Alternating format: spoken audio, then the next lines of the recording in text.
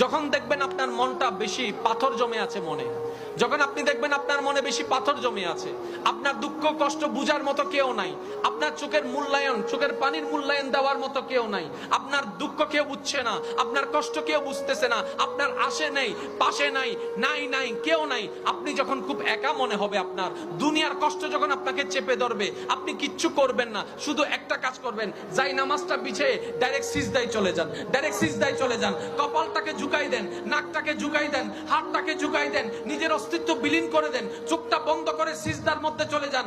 আল্লাহর ওয়াস্তে করে বলছি, কিচ্ছু পড়া লাগবে না, শুধু সিজদার মধ্যে পড়তে থাকেন, সিজদায় পড়ে থাকেন, কান্না করতে থাকেন। ওনাকে বুঝান যিনি আপনি না বললেও সবকিছু বুঝে, ওই রবকে জানান যিনি আপনি না জানালেও সবকিছু জানে। দুনিয়ার মানুষ তো আজকে বললে কালকে চুপ উল্টাই ফেলে, ব্ল্যাকমেইল করতে শুরু করে। রব তো সবকিছু জানার পরেও দোষ গোপন করে রেখেছে। ওই রবের দরবারে সবকিছু বলতে থাকেন, 1টা মিনিট, 2টা মিনিট, 3টা মিনিট, দেখবেন আপনার সমস্যা তখন সমাধান না হলো অন্তরে এমন একটা শান্তি লাগবে যেটা আপনার পৃথিবীর কোথাও খুঁজে পাবেন না। সুবহানাল্লাহ।